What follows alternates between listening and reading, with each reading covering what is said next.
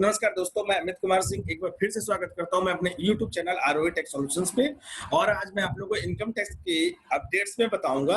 और ये बहुत ही छोटा सा वीडियो है और इनकम टैक्स के अपडेट पे है। तो मेरा रिक्वेस्ट है आप सबसे कि प्लीज मेरे वीडियो को लाइक करें और आप शेयर करें, जिससे कि आपके फ्रेंड सर्कल में भी ये अपडेट उन्हें इनकम टैक्स का मालूम हो सके। और जो मेरा ये वीडियो फर्स्ट टाइम देख रहे हैं उन सबसे मेरा रिक्वेस्ट है कि प्लीज मेरे चैनल को सब्सक्राइब कर लें और घंटी के बटन को पे प्रेस कर लें, जिससे मेरे अगले वीडियोस आप तक इजीली पहुंच सके। तो फ्रेंड्स, बिना टाइम वेस्ट किए हुए हम चेंजेस के बारे में बात करते हैं। जो हमारा पहला चेंजेस है उसके लिए हम इनकम टैक्स की साइट पे चलते हैं। तो फ्रेंड्स, ये इनकम टैक्स की वेबसाइट पे हम आ गए, तो इसको हम कर लेते क्लिक। और जो हमारा जो पहला अपडेट है वो ITR फॉर्म 5 के लिए है कि ITR फॉर्म 5 जो है अब अवेलेबल हो चुका है। ITR 1, 2, 3, 4 पहले से अवेलेबल था और ITR 5 अभी अवेलेबल हो गया और ITR 3 और 4 के लिए जावा यूटिलिटी भी अवेलेबल हो चुका है। तो ये कहाँ से आपको मिलेगा? तो इसके लिए आपको यहाँ पे जाना पड़ेगा IT रिटर्न्स प्रिपरेशन सॉफ्टवेयर पे। यहाँ क्लिक कर लेना तो आपको इंपॉर्टेंट नोटिस आएगा, उस पर कंटिन्यू कर लेना। तो आपको यहाँ पे सारे ITR की यूटिलिटी अवेलेबल है। ITR 1, ITR 2, ITR 3, ITR 4, ITR 5। इन पांचों ITR के लिए आपको एक्सेल की यूटिलिटी अवेलेबल हो चुकी है और ITR 3 और 4 का जावा यूटिलिटी भी आ गया है। तो इस तरीके से ITR 5 अब अवेलेबल हो चुका है असेसमेंट ईयर 2020-21 के लिए और ITR 3 और 4 की जावा यूटिलिटी भी अवेलेबल हो गई है। तो ये और कुछ लोगों को यहाँ डेट में कंफ्यूजन होता है। तो ITR फाइल करने का जो लास्ट डेट है रिटर्न फिल करने का, वो इस फाइनेंशियल ईयर के लिए 1920 फाइनेंशियल ईयर के लिए असेसमेंट ईयर 2021 के लिए 30 नवंबर 2020 है।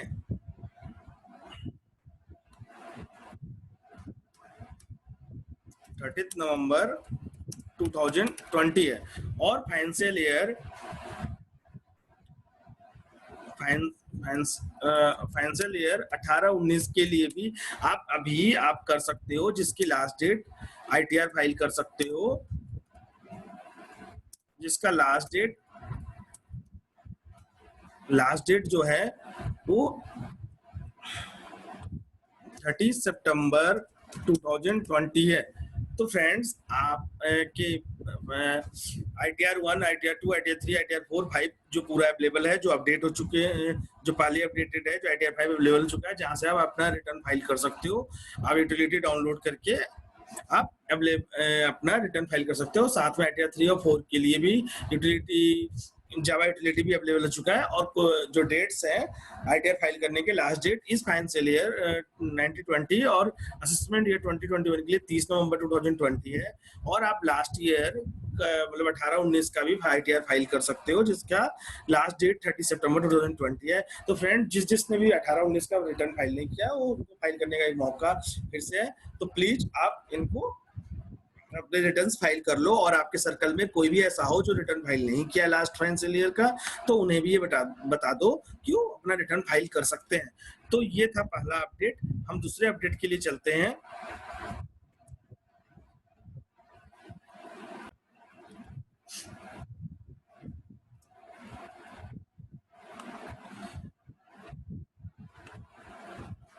तो हमारा जो दूसरा अपडेट्स है वो अपडेट्स ये उसके लिए हम जो इनकम टैक्स ने सर्कुलर इशू किया है, सर्कुलर नंबर 60/2020, जिसको 13 अगस्त को इशू किया गया है और ट्यूट इनकम टैक्स की तरफ से आया था। इस सर्कुलर में क्या है इसको हम देखते हैं। इसका सब्जेक्ट है imposition of the charges on the prescribed electronic mode under section 269 SC of the income tax act 1961। Means जो भी चार्जेस हैं उसका रिफंड के लिए बोला गया है, जो प्रेस्क्राइब्ड इलेक्ट्रॉनिक मोड से यूज किए गए थे और जिसपे चार्जेस लिए गए हैं, जो 269 SU के अंडर। तो हम इस पे बात करते हैं। तो अब एक बार हम सर्कुलर को पढ़ते हैं। In furtherance to the declared policy objective of the government to increase digital transaction and move towards a less cash economic, the financial number 2 act 2019 instruct and a new provision, namely section 269 SU in the income tax act 1960, the IT act which provides the every person having a business turnover more than 50 crore means जो 26 NESU है ये उनके ऊपर applicable होता है जिनका business more than 50 crore का होगा ड्यूरिंग द होगा during the immediately preceding previous year shall mandatory provide facilities of the accepting payment through the prescribed electronic mode means और ये अपने पेयर से जो ये बिजनेसमैन है ये अपने पेयर से एक प्रिस्क्राइब्ड इलेक्ट्रॉनिक मोड से ही पेमेंट लेंगे एज पर द 26 NSU उसमें एक क्लॉज रखा गया था 10A का जहां पे पेमेंट लेंगे और एक न्यू प्रोविजन नेमली सेक्शन 10A एक क्लॉज दिया गया था section 10A was also instead in the payment of the settlement system act 2007 the PSS act which provides that no bank or system provider shall impose any charges on a payer making payment means कोई भी bank या system provider किसी भी charges जो pair से charge नहीं ले सकता इस प्रेस्क्राइब्ड चार्जेस नहीं ले सकता जो प्रिस्क्राइब्ड मोड्स हैं उसके अनुसार अगर पेमेंट करता है तो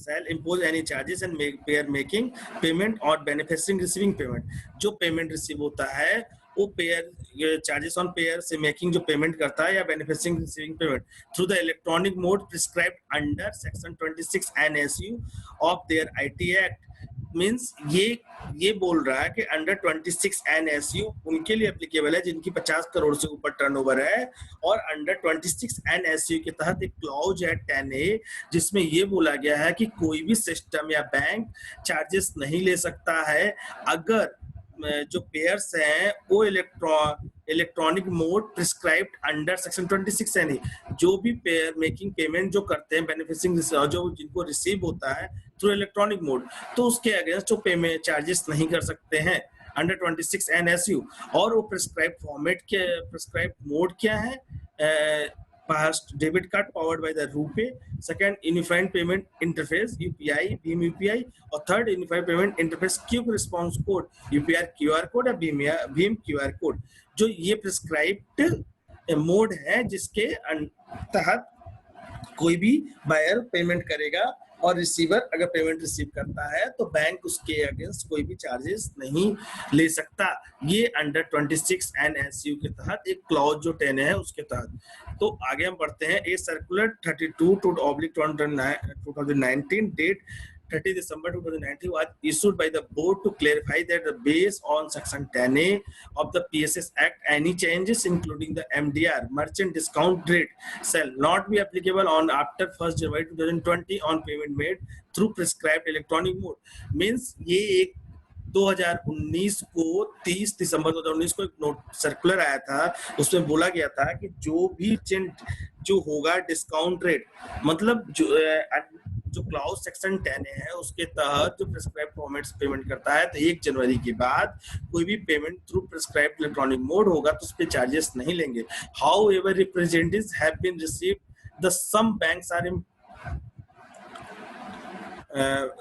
through prescribed electronic mode however the habits and received the some bank are imposing and collecting charges on the transaction carried out through UPI means एक रिप्रेजेंटेटिव मतलब गवर्नमेंट को रिप्रेजेंट हुआ है कि कुछ बैंक इस नोटिस मतलब जो सर्कुलर दिया गया था 30 दिसंबर 2019 को under section 26 under section 269 SU के तहत जो क्लॉज दिया गया था 10A उसके क्लॉज के देने के बाद भी कुछ बैंक UPI के अगेंस्ट चार्जेस ले रही हैं collecting charges on transaction carried through UPI तो एक certain number of transactions are allowed free of charges beyond which every transaction will be charged और कुछ सर्टेन नंबर के चार्जेस है ट्रांजैक्शन है जैसे फ्री हो रहे हैं और उसके बाद सारे ट्रांजैक्शन में चार्जेस लग रहे हैं such practice on a part of banks is breach of section 10A अगर इस तरह की प्रैक्टिस हो रही है तो उन्होंने सेक्शन 10A को ब्रीच किया है of the PSS act as a section 26 NSU मतलब अंडर 20 इस तरीके से अगर कोई बैंक चार्जेस कलेक्ट कर रहा है थ्रू UPI तो उसने अंडर 26 NSU के तहत क्लॉज सेक्शन 10A का ब्रीच किया है on the IT act. Such breach attracts penal provision under section 271 DB of the IT Act as well as the section 26 of the PSS Act। Means अभी तक जो मैं अभी बताया, मैं आगे अभी तक ये बोला, मैं जो बता रहा हूँ इसमें क्या है, एक सर्कुलर आया है कल 30 अगस्त को, और उसमें ये बताया गया है कि जो imposition of the charges on the prescribed electronic mode under section 26 NSU of the income tax act, इसको मैं शॉर्ट में बता रहा हूँ कि 26 एनएसयू एप्लीकेबल है जिसका टर्नओवर 50 करोड़ से ऊपर है। और एक 30 दिसंबर 2019 को एक सर्कुलर आया था 32/2019 सर्कुलर नंबर था, उसमें ये बोला गया था कि अंडर सेक्शन 269 एसयू में एक क्लॉज डाला गया था 10A, जिसके तहत ये बोला गया था कि जो भी बायर एक प्रिस्क्राइब्ड इलेक्ट्रॉनिक मोड से अगर पे आउट करता है तो उसमें कोई भी बैंक या बैंक सिस्टम उससे चार्जेस नहीं ले सकते, चार्जेस नहीं, उनके ऊपर चार्ज नहीं लगा सकते उसके अगेंस्ट। और वो प्रिस्क्राइब्ड फॉर्मेट जो था वो debit card powered by the RuPay, Unified Payment Interface, UPI, BHIM UPI QR code और BHIM QR code। But government को एक ये रिसीव हुआ है कि कुछ बैंक यूपीआई में चार्जेस रिसीव कर रहे हैं ट्रांजेक्शन के अगेंस्ट, तो उसके लिए इस तरीके का अगर कोई कर रही है एक्टिविटी तो उसने क्लॉज 10A को ब्रीच किया है। और गवर्नमेंट ने बैंक को इस सर्कुलर के तहत गवर्नमेंट ने बैंक को एडवाइज किया है कि therefore advise to immediately refund the changes collected. तो इमीडिएटली जो भी आपने चार्जेस कलेक्ट किया है उसको रिफंड करें if any on the after 1 जनवरी। और कब से? अगर आपने 1 जनवरी 2020 के बाद कोई भी ट्रांजेक्शन किया है तो उसको आप इमीडिएटली बेस पे रिफंड करें। तो यहाँ पे ये जो सेकेंड अपडेट था यही था कि अगर जिसने भी अंडर सेक्शन 26 एसयू के तहत जो क्लॉज सेक्शन 10A को ब्रीच किया है, बैंक ने वो बैंक बायर्स का पेमेंट इमीडिएटली बेस पे रिफंड करे। और कब से? 1 जनवरी 2020 या 1 जनवरी 2020 के बाद जो किया। फ्रेंड्स, ये हमारा सेकेंड अपडेट था। तो हम थर्ड अपडेट्स पे चलते हैं।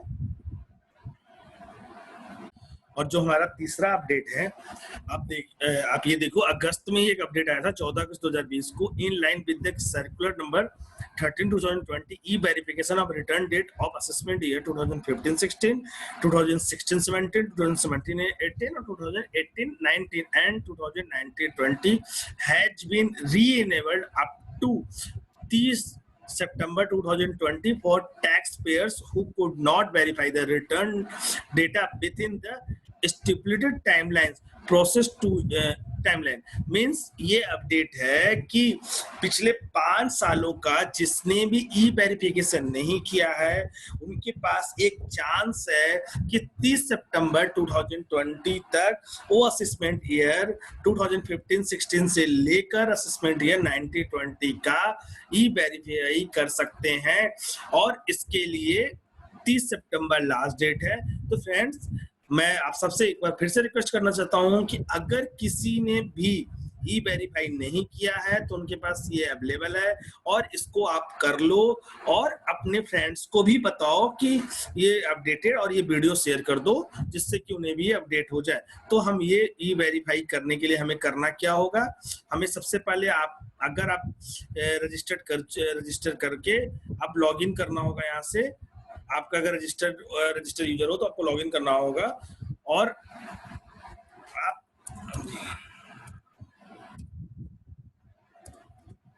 इसको आप ओटीपी से भी लॉगिन कर सकते हो।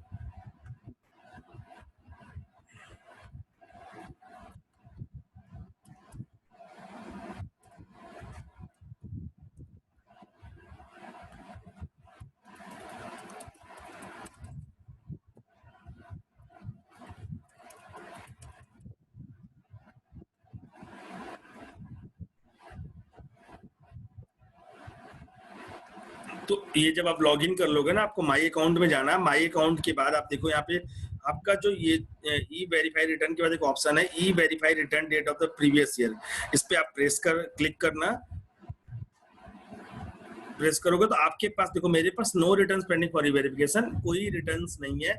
अगर आपका पेंडिंग होगा तो ये सारा डिटेल्स यहाँ पे शो करेगा, फिर आप उस पर क्लिक करके आप ई वेरिफिकेशन कर सकते हो। ई वेरिफिकेशन आधार नंबर से भी कर सकते हो और बैंक से भी कर सकते हो। मीन्स ये जो तीसरा अपडेट है फ्रेंड्स, जिसने भी अपना ई वेरिफिकेशन नहीं किया है और वेरिफिकेशन नहीं किया है और साथ में जो भूल गए हैं बेंगलोर के एड्रेस पे भेजने से, तो उनके पास एक चांस और है कि अपना ई वेरिफिकेशन कर लें लास्ट 5 असेसमेंट ईयर का। और वो कहाँ से हो सकता है, उसके लिए आपको माई अकाउंट में जाकर आपके पास ऑप्शन है e verify return date of the previous year, यहाँ क्लिक करके आपकी जो भी पेंडिंग है आ जाएंगे और आप आधार नंबर के थ्रू, बैंक के थ्रू आप कर लोगे, यहाँ से आपको ई वेरिफिकेशन हो जाएगा। तो ये हमारा तीसरा अपडेट था फ्रेंड्स।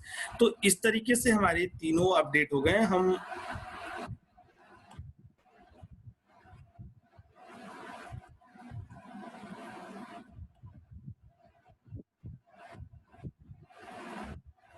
तो फ्रेंड्स ये तीन अपडेट थे।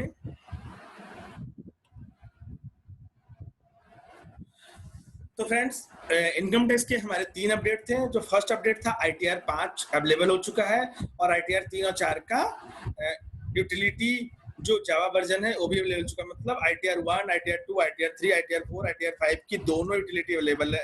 Sorry, ITR 1, ITR 2, ITR 3, ITR 4 की दोनों यूटिलिटी अवेलेबल हो चुकी है, एक्सेल यूटिलिटी और जावा यूटिलिटी, और ITR 5 की एक्सेल यूटिलिटी अवेलेबल हो चुकी है। तो जिसने भी अपना रिटर्न फाइल नहीं किया है वो डाउनलोड कर ले, और डाउनलोड करने के बाद अपना रिटर्न फाइल कर ले। और रिटर्न फाइल करने का करंट फाइनेंशियल ईयर का लास्ट डेट जो है 30 नवंबर 2020 है। और आप 18-19 का अगर भी ITR फाइल नहीं किए हो, मिस कर दियो, तो आपके पास एक चांस और है, आप फाइल कर लो। उसकी लास्ट वर्किंग डेट है 30 सितंबर 2020।